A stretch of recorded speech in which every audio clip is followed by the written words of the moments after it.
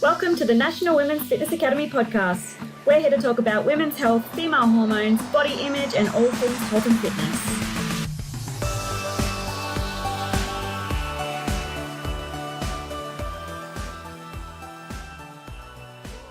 Hello, girls, and welcome back to another episode of the Women's Fitness Academy's podcast. I'm your host, Siggy, one of your WFA educators and a women's mindset and wellness coach.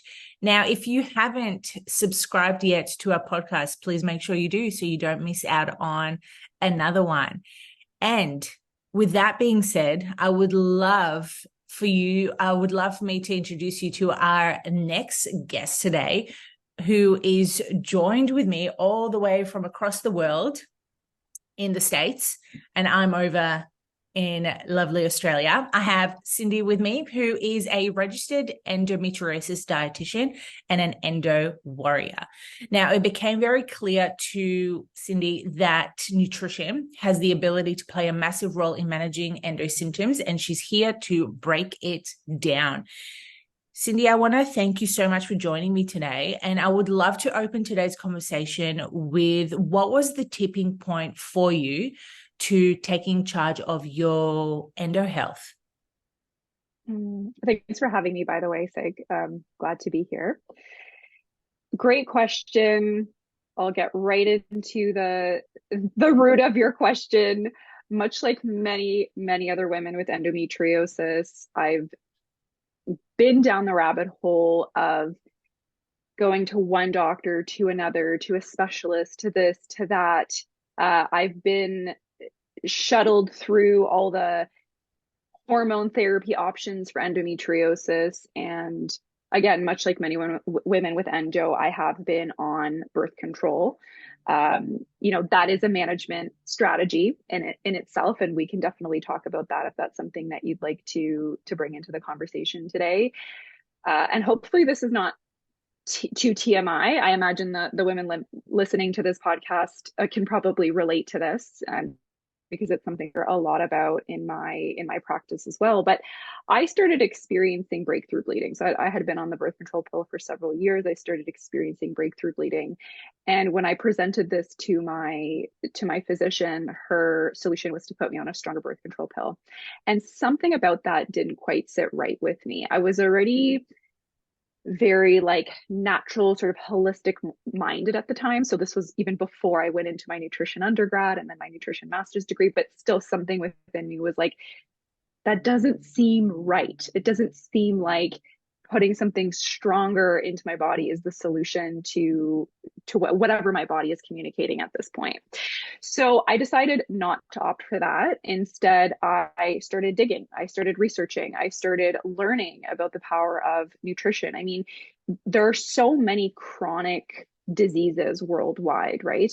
And nutrition and food is a very, very effective management strategy for all of these chronic diseases. So why couldn't it be an effective strategy for managing symptoms of endometriosis? And that's really kind of how the ball got rolling with me. Started researching. It was definitely not an easy or linear journey in the beginning. I definitely cycled through a lot of different diets, a lot of restriction, which is a big part of why I'm so passionate about advocating against unnecessary dietary restriction in the endometriosis population. We have, oh my goodness, I can go down a rabbit hole on this topic, but there are so many things working against us. You don't want to put yourself in a position where you're developing unnecessary no nutrient deficiencies are necessary, but where you put yourself in a situation where, you develop a nutrient deficiency because of your unnecessary dietary restrictions, because every single system in the body is connected, and every single system in the body relies on adequate nutrition every day coming into your body from your food. And if you're not getting that from your food, even if you're not feeling it right away, even if you're not symptomatic right away, eventually those systems are going to be affected, and it's going to manifest in some kind of a symptom. And how debilitating that symptom is will vary from person to person, but nutrition matters, bottom line. So Yeah, that was not a simple answer to your question, but that's really how the ball got rolling for me. Birth control stopped working, didn't like the suggestion, started doing my own research, and then, several years later, went into my nutrition undergrad, went into my nutrition master's, did my practicum, became a registered dietitian. Shortly thereafter, started my practice, which is centered on, medical nutrition therapy for endometriosis, looking at it through a functional lens. Happy to explain what that means. If that would be helpful. Are you nodding because you want me to explain what that means? Yeah, okay. So we don't fully, unfortunately, we don't fully yet understand what causes endometriosis. There's lots of theories, but we don't fully understand. It's probably a combination of those theories, to be honest, and it's probably not the same for every single person. But we do have a relatively good understanding of what contributes to those symptoms of endometriosis, what contributes to pain, to the digestive dysfunction we experience, to the infertility that's very common in the endometriosis population. And so, practicing from a functional medicine lens, I look at which of those, or if more than one applies to my clients, through functional testing and then application of tailored interventions, which are usually some combination of diet, lifestyle, effective supplement strategies. That's basically from the functional medicine lens. And then we're bringing in, holistic health. So we're bringing in the importance of sleep, the importance of moving your body, good nutrition, meal spacing, the way you're structuring your meals, stress management, and all that great stuff. It's such a it's a good way of looking at it, because too often for those who do have challenges around endo, or any challenges around their, fertility and reproductive, they tend to miss certain points of their health, whether it's sleep, whether it's nutrition, whether it's stress management. And I know stress management is a huge one. I did have alarm bells in my head when you spoke about the fact that you had some breakthrough bleeds during the time when you were on your pill. And I want us to dive deeper into that, because I've experienced that in the past myself. And I sort of just sidelined it because I thought, oh, the doctor knows what's best for me. I'll just go on a, stronger pill. And I'm sure our listeners are listening right now going, oh, maybe this is me. So I would love for us to dive into that, going at that point where you said that just did not feel right. What did you do next, and how did you change your way of thinking around it? Yeah, if it's okay, Sig, I do want to provide a bit of context because, you made that comment that I think a lot of listeners can relate and are probably curious about this.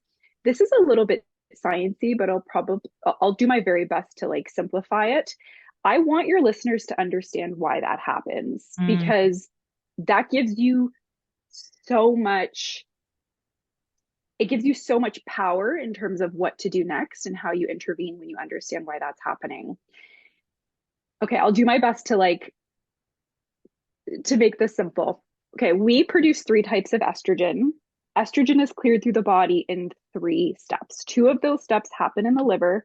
The first step is called phase 1 detoxification, and it's the conversion of our estrogen into breakdown products or metabolites. Okay, these are unstable molecules. They can cause DNA damage. They can contribute to a lot of those pesky estrogen dominant symptoms we feel, like heavy, clotty bleeding, breast tenderness, mood changes, sleep issues, that sort of thing.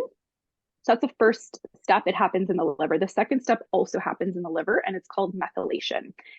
With methylation, a methyl group donor, so something like an active B vitamin or choline or SAMe, will donate a part of itself to that estrogen metabolite, that breakdown product, and now it's become water soluble. And in this water soluble form, it can be excreted through the stools. And that's the third step in estrogen detoxification, right? Excretion through the stools. When you're taking a hormonal birth control, you're putting a lower amount of synthetic estrogen into your body. So it's less than what your body would naturally produce for most women. However, it's detoxed the same way. So it still has to clear through your body in these three steps. Now, if you have any issues detoxifying estrogen in any one of these steps, you can get like a buildup basically of estrogen. So if you're chronically constipated, or if you're magnesium or B vitamin deficient and your body can't methylate properly, you can get a buildup around that methylation step in the detoxification of estrogen. And so what's going to happen, and the analogy I often like to use, or maybe analogy that you've heard before, because I can't take credit for it, but if you have a bathtub filling with water, and the bathtub is filling, and your drain is clogged, right? The drain that bathtub drains into is clogged.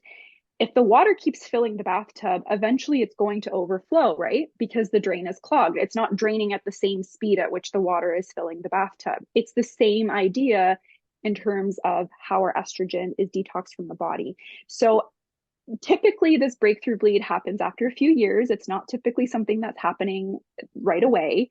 And this is that estrogen, that synthetic estrogen building up. And that's a sign. That is such a big red flag sign that something's not right. You may be B vitamin deficient. You may be magnesium deficient. Your chronic constipation may be catching up with you. So that's why it's happening. That breakthrough bleed. Okay. And your question was, how did I go about addressing that for myself? You know what? If I were the me that I am today, I would have approached it much differently. But what I did back then is I just came off. Maybe I should tell you how I should have addressed it, actually, because I let's didn't really do it very well. Yeah. Before transitioning off the pill, my recommendation to my clients is always to either, bulk up the nutrient density of your diet or a quality multivitamin. We know there is study after study after study about how the birth control pill depletes us of many essential vitamins and minerals. And in the case of endometriosis, there are vitamins and minerals that are just like so very important, like zinc for immune support, selenium for antioxidant support, our B vitamins for methylation and energy and to support the nervous system. So these are like really important vitamins and minerals when it comes to endometriosis. So beefing up the nutrient density of the diet. Not everybody loves organ meats, but it's hard to deny that they're not nutrient dense. Quality animal proteins, and like the intricacies of diets and the nuances. I mean, that's something we could talk about forever, but nutrient density, full fat dairy, if it's something that you tolerate well, lots of in-season produce. So either doing that or doing that and taking a multi, or ideally some combination of both, so that at least you're not coming off the pill nutrient depleted, right? So there's that. Meal spacing and meal structure, because you want blood sugar stability. One thing we know that the birth control pill does, specifically the combo birth control pill, it does increase insulin resistance a little bit. So it makes us a little bit more insulin resistant.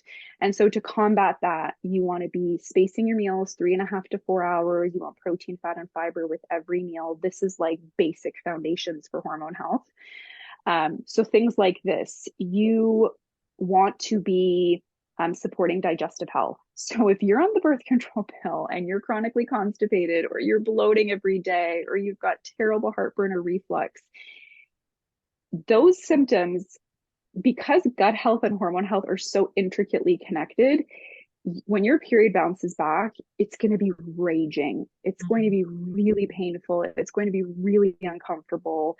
So full disclosure, I'll often recommend that my clients will stay on the birth control pill until we can sort out all these things, because the transition will be so much smoother if we can get all these things in line, right, and in check. So if you're chronically constipated, first line therapies for constipation are hydration, movement, and fiber. So make sure you're moving your body regularly, you're hydrating enough so that your urine is only lightly yellow in color, not entirely clear, but not like darkly, like a dark yellow color or pungent in smell. And you want to be getting an adequate fiber. Like ideally, for the endo population, you're looking at 35, maybe even more grams per day of dietary fiber. And then if those things, don't help with with getting the bowels moving, you're looking at tailored probiotic strains for constipation, like Lactobacillus reuteri, or you're looking at a prokinetic like ginger or motility activator or modal pro. These are nice blends that can actually help with that peristaltic motion through the digestive tract. And then if that doesn't help, you need to start investigating a little bit deeper, right? Investigating whether you may have small intestinal bacterial overgrowth, or maybe you have some adhesions that are making it harder for you to move your bowels. What else? So we talked about blood sugar stability. We talked about nutrient density of the diet. We talked about gut health. Another really important thing, we do tend to see elevated liver enzymes or elevated alkaline phosphatase in people who are on the birth control pill. So support your liver. And this could look like so many different things. It could be a castor oil pack over the liver. It could be lemon water in the morning. It could be drinking bitter teas like burdock root or dandelion root tea. It could be making use of saunas if that's something that you have access to, or taking a liver support supplement, or just increasing your intake of leafy green veggies. Liver support is huge for transitioning off the birth control pill. Pretty much almost all of our pharmaceuticals, synthetic hormones, have to go through the liver, so you always want to be supporting your liver. I think those are the big ones. Did I forget anything? No, I think you've pretty much nailed it on all of those. And I'm laughing inside here because, first of all, you mentioned the warm water in the morning, and this is something that I'm very big on having. And I've come into this habit of just having warm water throughout the day instead of just chilled water. And one of my friends actually turned around to me going, Sig, are you 95 or are you 35? And it just made me laugh so much because I'm so used to having warm water now that cold water is just non-existent in my world. So every time I have warm water now, I just think of her having a laugh at me because, I'm so old. Yeah. But we've made a really good point right now that warm water is good for your liver. So might as well keep doing it. Yeah, that's funny that you say that, actually, because so my husband and I are both Polish, like that's our background. And when we would travel to Poland and visit my grandparents, I would always hear that from them too, right? Like, it's not healthy to drink cold water, warm water, this and that. So that's really funny. And actually, I've gotten into the habit, this is kind of like a little side nugget, but I've gotten into the habit, like my water jug here, it's full of like room temperature water, so not like warmed up water, because I have a Berkey. Do you know what a Berkey is? Yeah. For our listeners, can you explain to them what a Berkey is? Yeah. I mean, it's a water filter. It's a type of water filter, like a carbon filter. I'm not a Berkey specialist by any means, but it's one of my favorite water filters that I recommend. Like these Brita filters, or these kind of like generic, $20, $30, $40 filters, they're not going to do the job of filtering your water from things like hormones that are making their way into the water, or pharmaceuticals or hormone disrupting chemicals. So I don't know how you feel about this. I hope we're kind of aligned in our position on these things, but yeah, the AquaTrue Pure Effects Ultra Berkey, these are my favorite. They're important, especially if you're somebody who has some like funky thyroid function, because I'm seeing this trend in my practice where I'm investigating and I'm digging and I'm trying to figure out why somebody has hypothyroidism, a sluggish thyroid function, and the one common denominator that I'm seeing is that they're not drinking filtered water. Yeah. And we know that halides can make their way into the water, right? Chloride and fluoride and things like this, and they actually bind to thyroid receptors, and they can throw off your thyroid function. So there's a little nugget there for you, for your listeners. Yeah, I've been really big on water filter majority of my life, and I even remember my parents drinking filtered water. We would have a water filter at home. Awesome. So I've always been really led by that, knowing that tap water isn't necessarily a really good, healthy decision for us to have. And I totally agree in regards to the Brita brands because they're very basic. And like you said, they don't actually eliminate all the other stuff that we're actually consuming in our body. So I'm not sure if Australians can get Brita, but in Australia, there's a brand called Water and Co. I might have butchered it, but just, yeah, for our listeners, just Google it. And they do, your standard water filters, but they also have proper jugs that you can actually place in your kitchen, and then they say it. And it's so I'm so weird when it comes to science because I love realizing how filthy the water is, and every 3 months I'll take the filter out and it's black brown bits, and you're like, oh wow, like people are drinking this day to day without even realizing this. Yeah, and to add to that, we had our water tested in our house and there was arsenic and high levels of copper in our water. So arsenic is a heavy metal. And copper, I don't know again if this is something we're aligned on, but copper is big when I'm looking at what's going on with my endo clients, because copper actually increases estrogen receptor binding in the body. So it can actually increase those symptoms of estrogen dominance. So yeah, these are important things to be looking at. So yeah, arsenic and copper in our water. It's crazy. It's crazy. That's very crazy. And it's scary to think that some people don't even, blink about it. They're like, yeah, I'll just have a glass of water. Totally. And then you wonder why you have all these problems. And yeah, it's crazy. It's insane. It's an interesting topic to have a chat about, because some people that I come across, they tend to gaslight me regarding to that situation. They're like, oh, it's just water, just drink it, it's not going to kill you. And then in the back of my mind, I'm like, well, technically it can, and it's going to ruin your hormones. So which one would you like? Yeah. It's that compounding effect, right? Because heavy metals, they don't enter our body and leave our body like water soluble vitamins, right? Like they build up in the tissues. If you have high levels of things like mercury, like these things can build up in your vital organs, like in your liver and kidneys. Like it's a pretty serious problem. I do agree that it's maybe not as common as, I don't know if I'm making it sound like it's very common. It's not as common as, like, I don't know what the exact statistics are, but these are definitely things worth investigating, especially like on the topic of endometriosis. We know that there's a link between some heavy metals and endoproliferation, right? So, it's definitely worth investigating and definitely worth considering in the back of your mind if you're somebody with endometriosis. What is the case for someone who does have heavy metals or, certain toxins in their body that does have endo? Like, what are some of the symptoms and what would they be looking out for? So it depends on the heavy metal.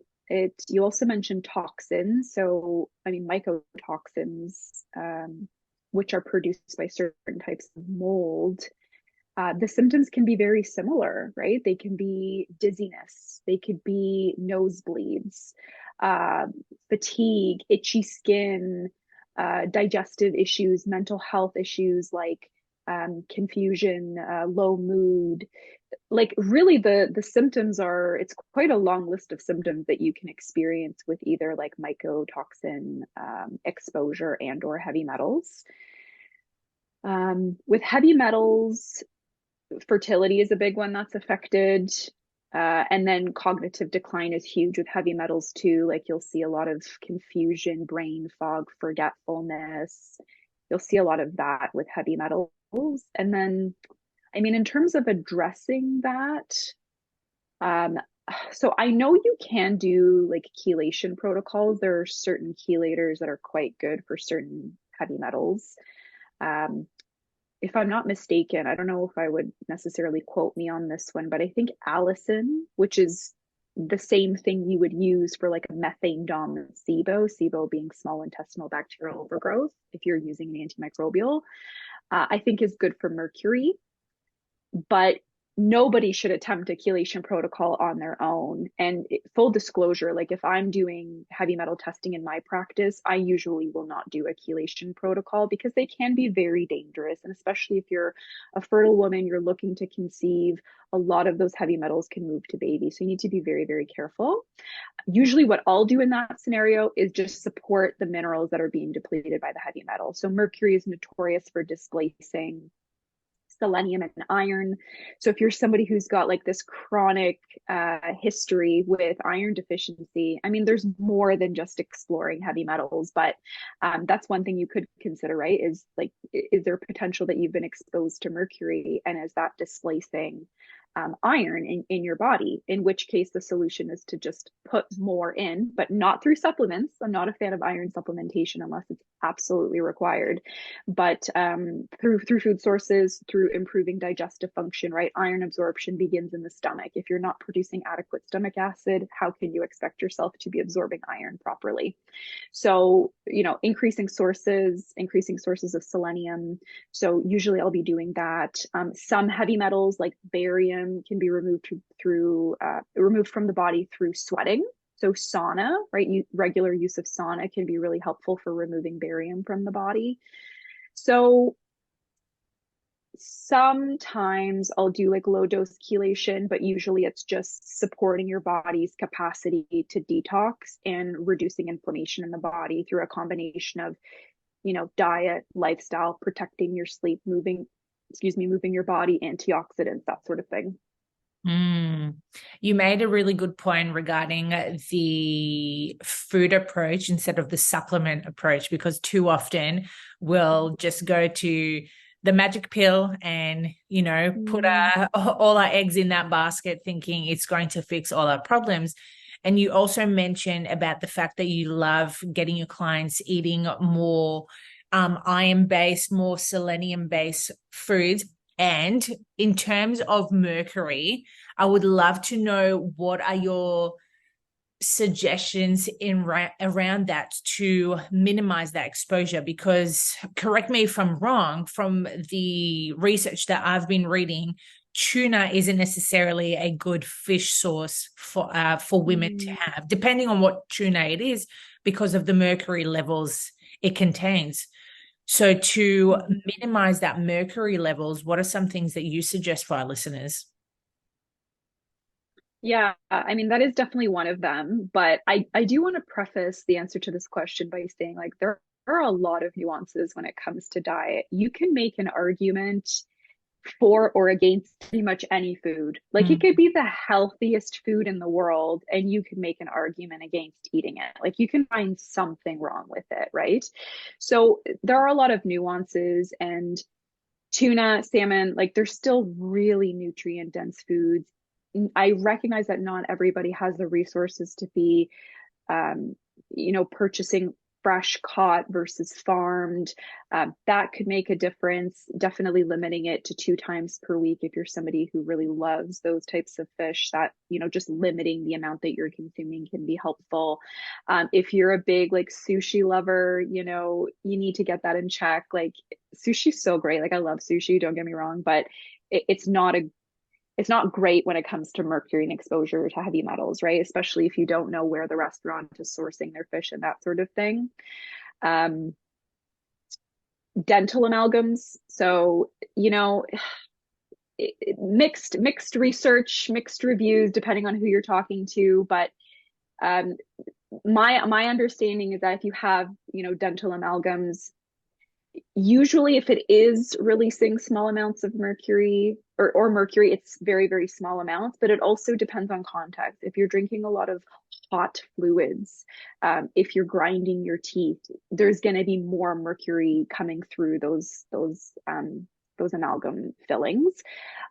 When we were early on in our fertility journey, one of the first things I had my husband do is remove his amalgams. Like, it matters to me. Like, it's worth doing, right? Removing them if you can.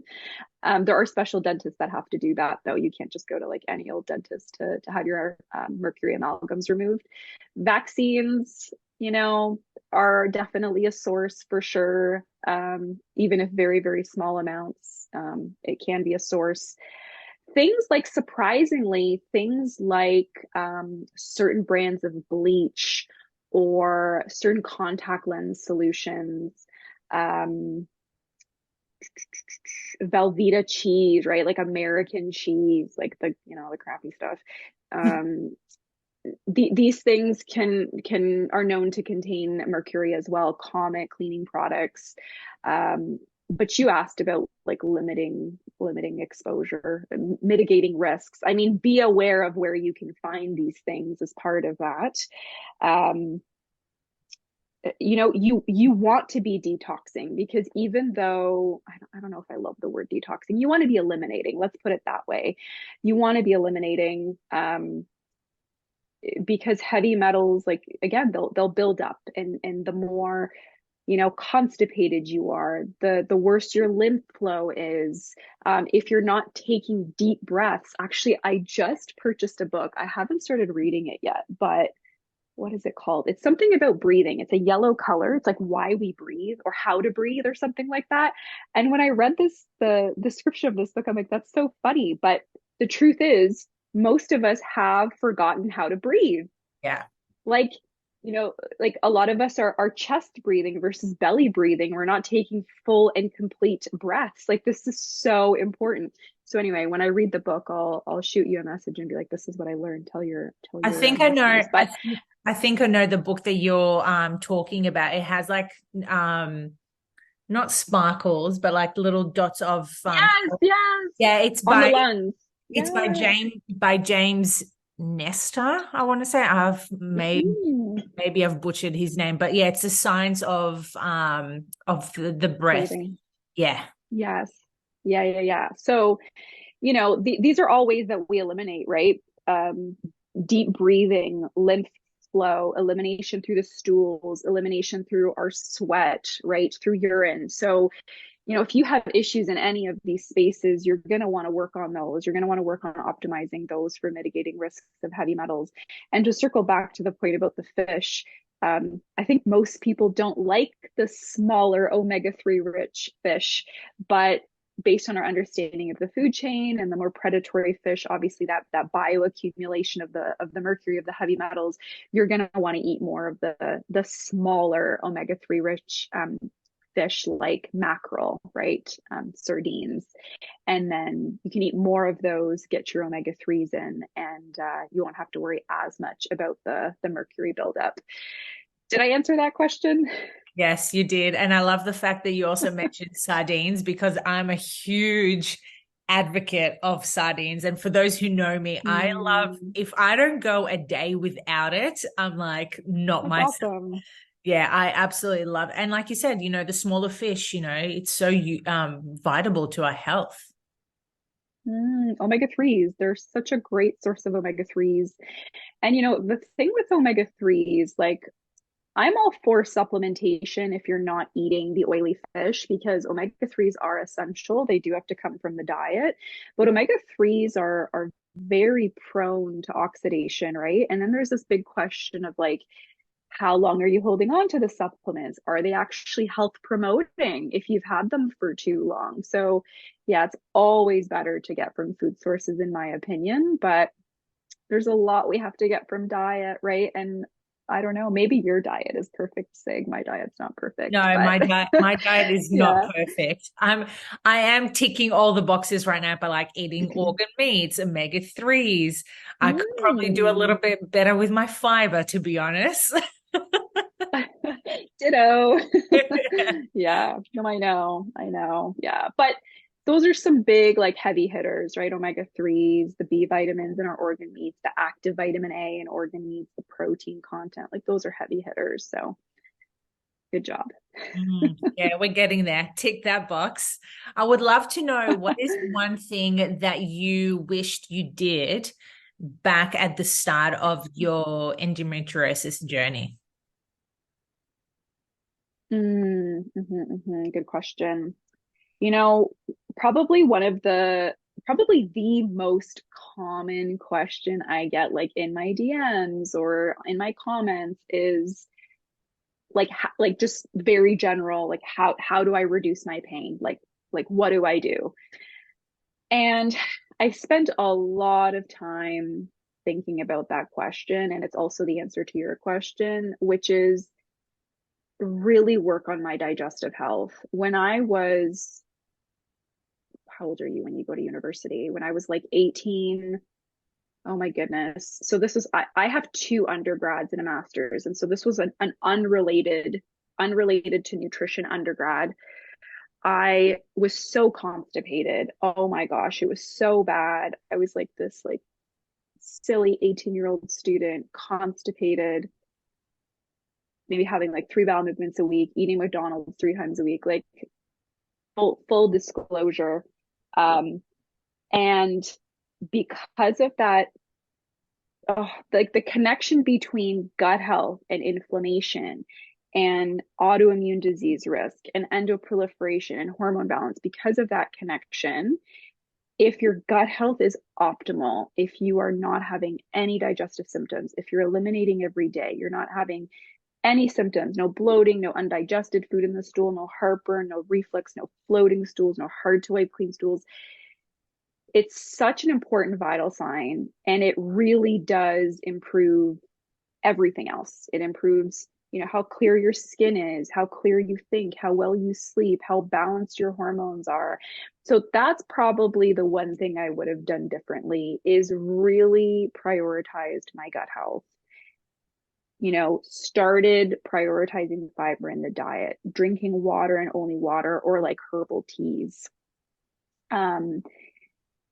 The one thing that followed shortly after my period started getting increasingly more debilitating was a very drastic tweak in my diet. Thankfully, I was still living with my parents at the time, and my mom was like such a health nut. I love her.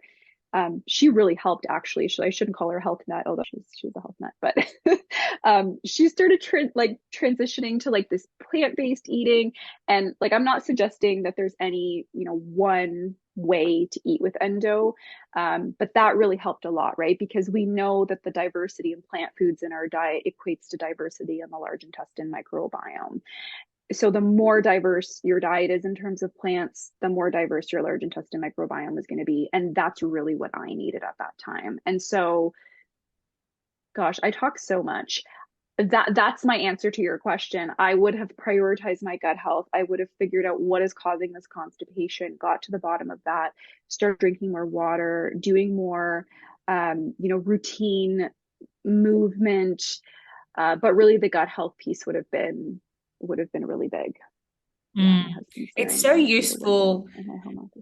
It's so useful to understand better ways of how to handle our endometriosis journey. But not only that, but as females as well, because, for those who don't have endo, we still experience those deliberating pains during those monthly cycles. And as you mentioned, there's a big correlation between your gut health and your reproductive health. So if we're not actually addressing the root cause of your gut health, guess what? That's going to affect your reproductive. Yeah. I have a great post on this, actually, a recent one that I did on Instagram, all about the connection between gut health and endo. Everything from, we have research that shows that somebody's gut with endometriosis is quite a bit more dysbiotic, right, imbalanced, than somebody who doesn't have endometriosis. They tend to have more class of bacteria called proteobacteria, more, oh my gosh, I'm getting really sciencey here, but bottom line is that the environment in the gut in somebody who has endo, it's a mess, right? It's imbalanced. And when we have an imbalance like that in the large intestine microbiome, what's consistent with an imbalance like that is more of something called beta glucuronidase producers. And beta glucuronidase is this enzyme. I can go into a very detailed description of what it is, but it's, in short, what's relevant to note is that it can actually reactivate estrogen that's packaged for excretion through the stools and cycle it back into the body. And we know that endometriosis is estrogen dependent. So if you have this little system in the gut working to cycle estrogen back into the body and fuel the growth of those lesions, then, it's like, it's such a vicious cycle, isn't it? That's just one thing, right? There's serotonin, which is synthesized in the gut, really important for many things. One of those things being motility, right? Motility, the movement of bacteria and food through the digestive tract. So if your motility is slowed, again, you're going to get this reabsorption of toxins and hormone back into the body. So there's so many things to be said about, gut health and endo. And it really, in my opinion, is one of the most impactful things you can do. If you have digestive symptoms and you live with endo, getting to the bottom of why you have them, optimizing your gut, eliminating those symptoms, it's going to come with a long list of other symptom improvements. It may not fully, eliminate your symptoms of endometriosis, but you'll be so much better. You'll feel so much better. And you know what, at the end of the day, that's the goal for every woman who is experiencing, some pain around endos, having a better understanding of the lifestyle, holistic way. As you mentioned, it's not just the supplementations, it's looking at your nutrition, your sleep, your stress management, all of that, even, the toxins, the water consumption, like all of it. Absolutely. Yep. Couldn't have said it better myself. I love it. I want to thank you so much for joining me. Today's chat was full on. Okay. I'm sure our listeners are going to have to replay this because there's a lot of golden nuggets around the information that you've shared with us for women to have a better understanding around the health when they are wanting to, pursue better ways of living with endo. And before we end the conversation, I would love to know, how can our listeners get in touch with you? Where can they find you? So I'm mostly active on Instagram. My handle is endo.fertility.dietitian with 2 T's, no C. That's not how, I don't know what country in the world spelled dietitian with a C, but it's 2 T's, no C. So endo.fertility.dietitian. And then my website is endometriosisdietitian.ca. Yeah, those would probably be the 2 best places to touch base with me. Yeah. Awesome. Well, girls, if you enjoyed today's podcast, please make sure that you screenshot it, tag us at the Women's Fitness Academy, tag Cindy, tag myself, and then till next time, let's be a little bit more open-minded about our gut health and our endo journeys.